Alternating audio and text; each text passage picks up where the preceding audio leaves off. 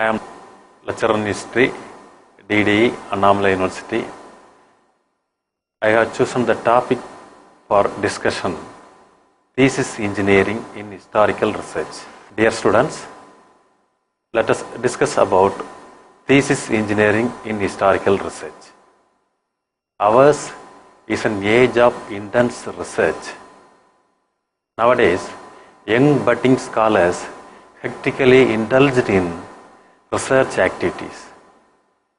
Various institutions, agencies have promoted and encouraged research activities nowadays. Research literally means to seek or to find out. Historical research means a rational analysis, a rational attempt at analysis, endeavoring to create the systematic knowledge of the past. It is digging into the past. That means addition of new data, a new interpretation to known data, and framing laws.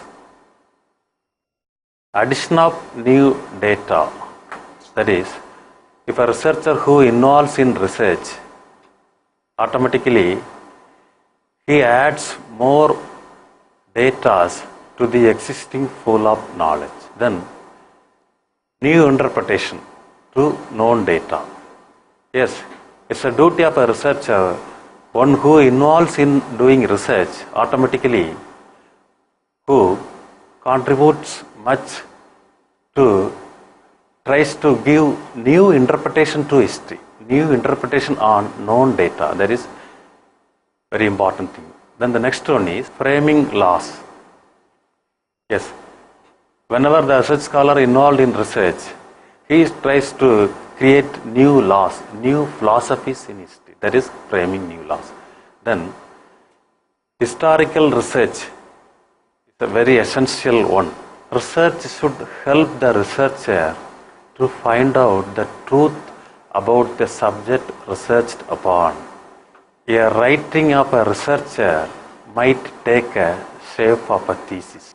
A thesis has a mechanical format or structure which is absolutely necessary for the presentation of matter in the thesis. A structure is a skeleton of a thesis. Without structure, a thesis is a shapeless mass.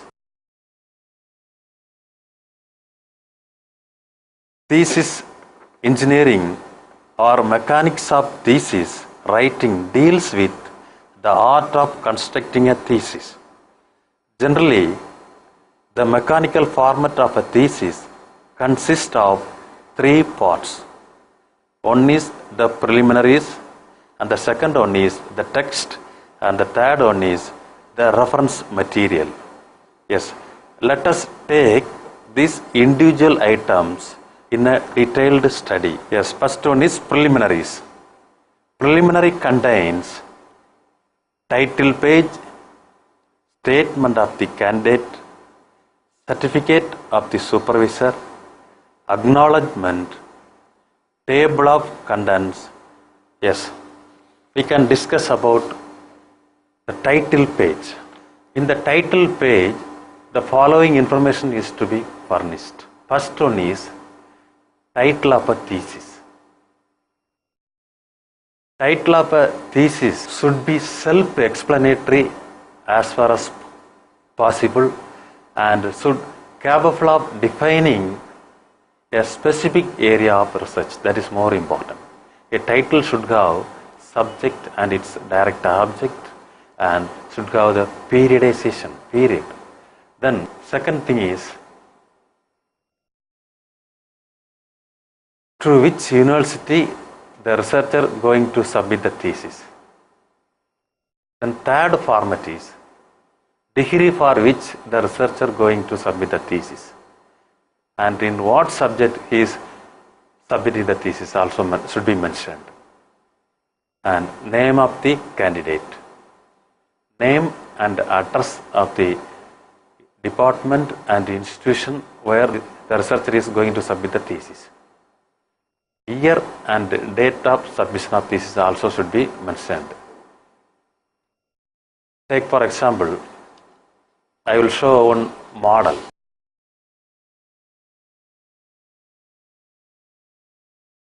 This is a title, Tourism Potentials in Pondicherry, a Study.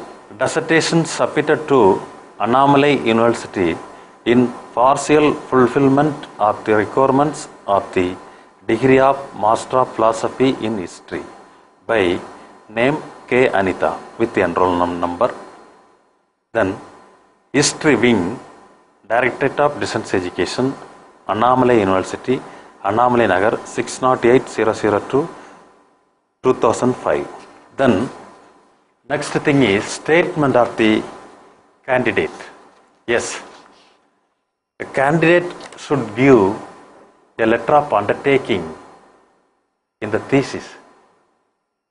That is, he has to give a undertaking that no part of the thesis is stolen or reproduction of any other thesis without prior acknowledgement. This is a very important format, and a letter of undertaking should be given by the research scholar. A model copy I will supply for that.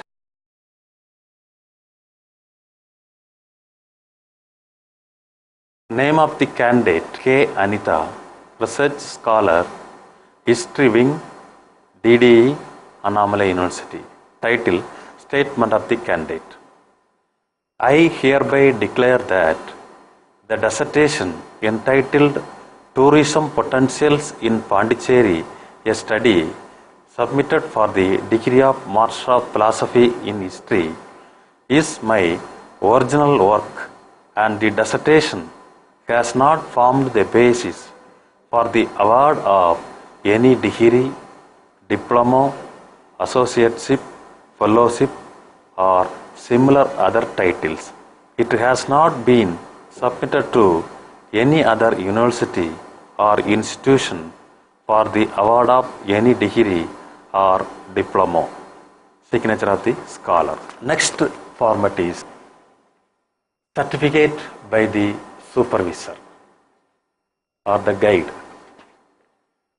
Name and designation of scholar and his address were to be placed in the left side bottom, and it is a honest confession made by the guide in consultation with the research scholar, mentioning that no part of the thesis is stolen or reproduction of any other thesis without prior permission or proper acknowledgement. So this type of certificate is to be given by the research guide regarding the thesis. Then I will give one model for that.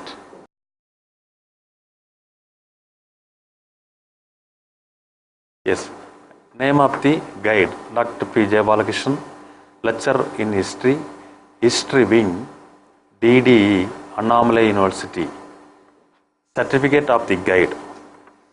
Certified that the dissertation entitled Tourism Potentials in Pondicherry, a Study, is a record of research work done by Mrs. K. Anita during the period of her study under my guidance, and the dissertation has not previously formed the basis for the award of any degree, diploma, associateship, fellowship, or similar other titles, and that it is an independent work done by her. Signature of the guide. Yes. Next page is acknowledgement. It is more or less like a thanksgiving page. One has to give thanks to the people who helped during his course of research. First order of preference will be goes to the authorities who has given permission to do research. Then the writer who is indebted to the research guide is to be given acknowledgement or recognition. And the third one is the librarians who have given permission to the research scholar to consult the available data pertaining to the research topic. So, for that, I will give one model.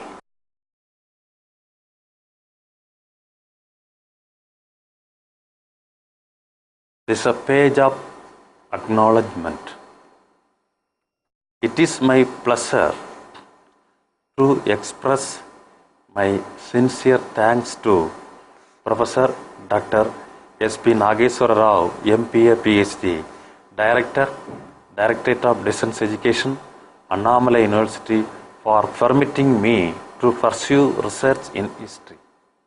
Then I express my sincere thanks to Professor Dr. S. Subbayan, MA, PhD, DLit, Dean, Faculty of Arts, Head of the Department of History, Annamalai University, for providing me adequate support to complete the work. I am highly indebted to Professor Dr. S. Govindaraju, MA, MPhil, B.Ed, PhD, Professor and Head of History Wing, DDE, Annamalai University, for his valuable guidance and suggestions throughout the course of research. Next, I express my deep sense of gratitude to my supervisor, Dr. P. Jayabalakrishnan, MA, MPhil, PhD, lecturer in History Wing, DDE, Annamalai University, for his fullest encouragement and able guidance to complete the work in time.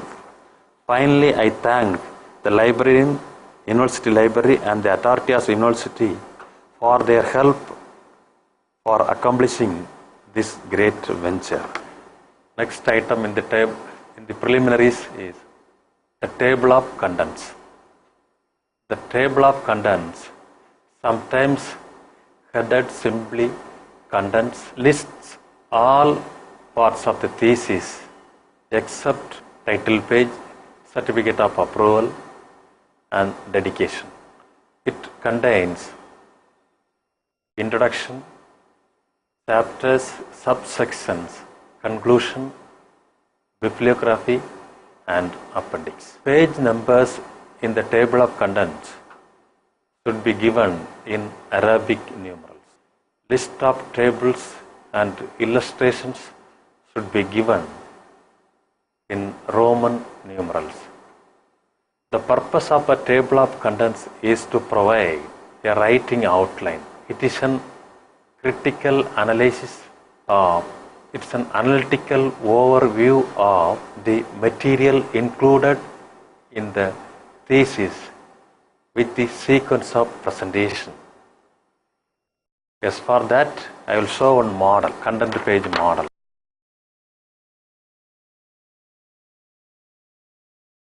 Contents. Left serial number, Chapter 1, Introduction.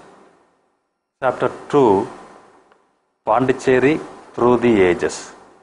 Chapter 3, Important aspects of tourism.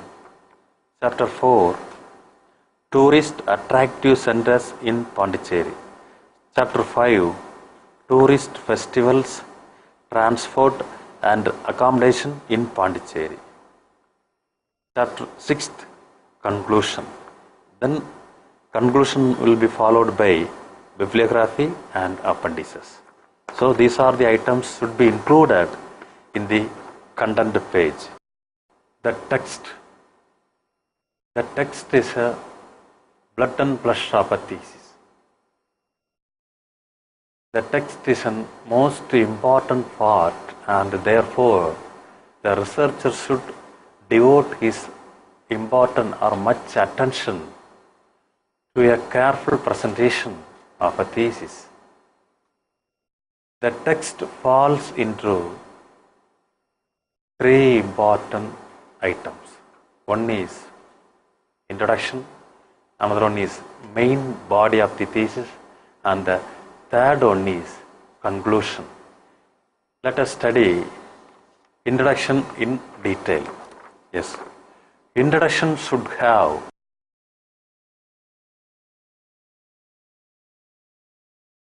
a statement of the problem, objectives of the study, justification and importance of the study, period of study or limitations of the study, methodology applied in the thesis,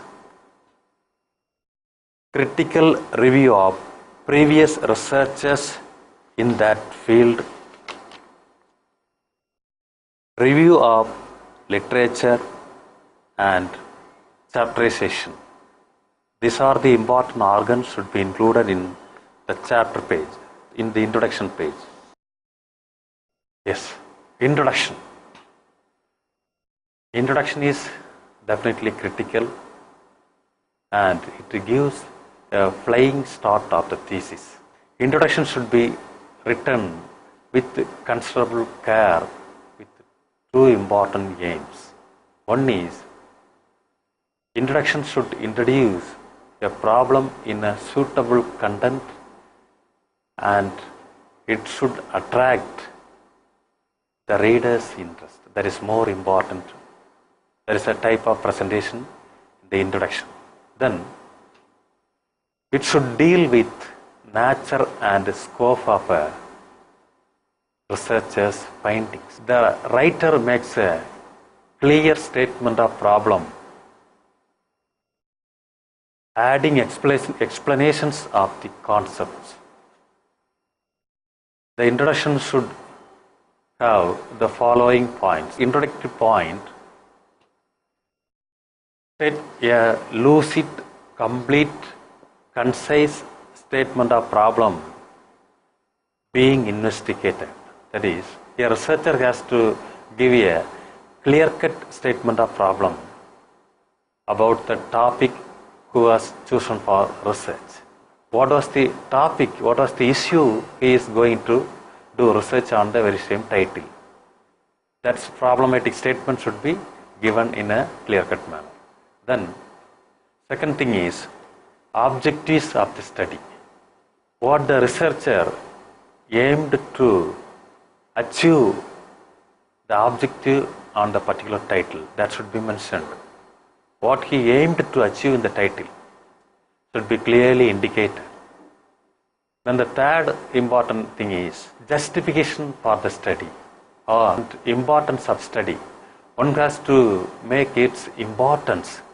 Why the researcher has chosen the title, its importance should be indicated, given in a proper manner. Then only it will be attracted by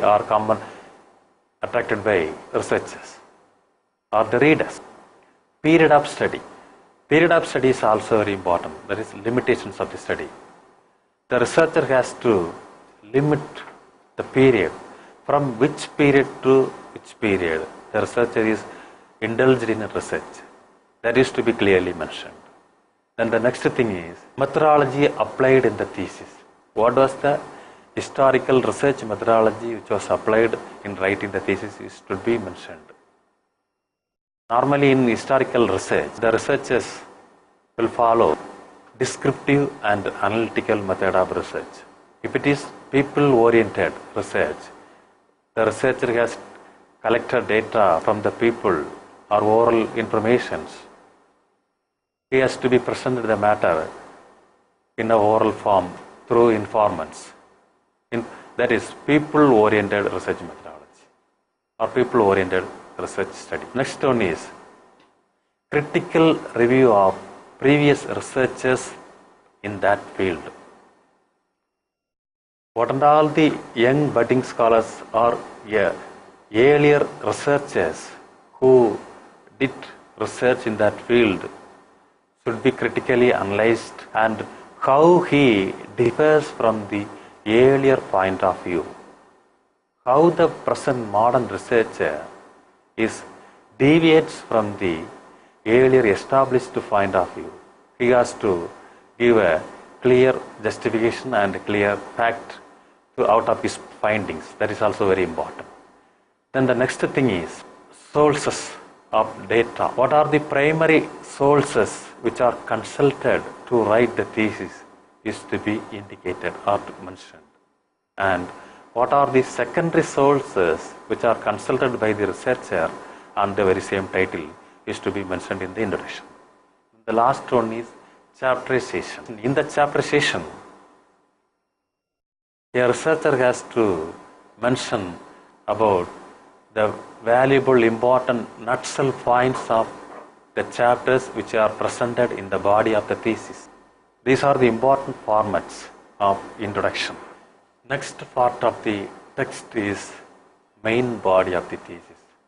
The main body of the thesis divided into three parts.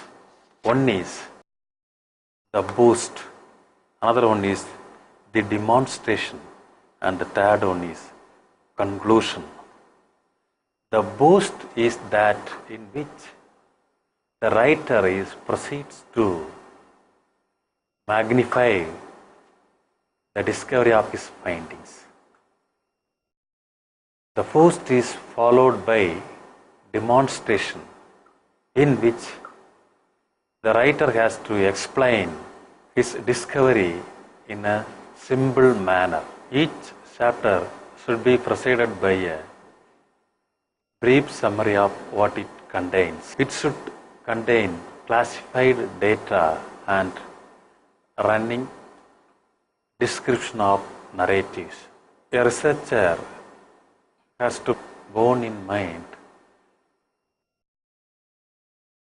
while developing the main theme of the research. Incorporate all relevant source materials into narrative.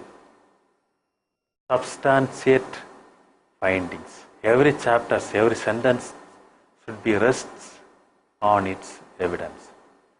That is footnotes. First one. Incorporate all relevant source materials into narrative. A writer has to include what are all the relevant source materials who has collected pertaining to the area of research should be given in a narrative manner. That is the duty of a researcher. Substantiate his findings. One has to substantiate his findings with evidences. What are all the findings arrived in the thesis is to be substantiated by the research scholar. Then footnote. To validate the sentence, footnote is very important. Footnote is mainstay for the historians and historical research. Next one is conclusion. A researcher has to give a clear-cut conclusion about his writing in the thesis. Conclusion is followed by three important format methodology. One is summary of all chapters, creative and innovative findings of the researcher, suggestions and recommendations of the researcher. Summary of all chapters. A researcher has to summarize what are all the chapters which are projected in the thesis in a nutshell manner or in a glorifying manner. The presentation style should be attracted by the readers. Creative and innovating findings of the researchers. The researcher's findings on the very same title is to be given in a detailed manner. What was his creativity and innovative ideas unearthed from the very same title is to be focused or clearly indicated to the reader's interest. Then third one is recommendations and suggestions. Suggestions and recommendations for further explorations on the very same title is to be given by the research scholar in the concluding part. That is more important. What the research scholar left in the field, what was the further scope on the very same title is to be clearly mentioned by the research scholar. So, conclusion will be a role model which will help to the future research scholars posterity and the government for making plans and proposals. Third important part of the thesis engineering or mechanics of the thesis is the reference material. The reference material includes bibliography. Bibliography has two meanings. One is bibliography is the study of editions, authorship of books and dates. It has another one meaning, that is full information about the books, full biographical information about the books. See, what are all the books which are consulted by the research scholar to write a thesis has to be mentioned in the bibliography column. It should be categorized. There should be two divisions. First one is primary sources and another one is secondary sources. See, the source materials which are collected by the research scholar should be given in order, that is in alphabetical order should be followed to present in bibliography. Then what are all the matters which has given or what are all the sources which are consulted to write the thesis which are given in the footnote should be given in bibliography. That is more important. One model bibliography is supplied. Anandaranga Pillai, A. Private Diary, Asian Educational Services, New Delhi, 1985. Yes, it is nothing but a list of primary and secondary sources which are consulted to write the thesis. It is also mentioning that biographical informations of books. See, in the modern days, research titles are narrowed down and strictly micro-level research are developed among the minds of the research scholars to write a thesis. Thesis engineering or mechanics of a thesis playing a predominant role. Each and every research scholar should follow a mechanics of a thesis. Then only he is in a position to write his thesis in a splendid manner. In that way, it is highly essential and fruitful for the presentation or writing of a thesis.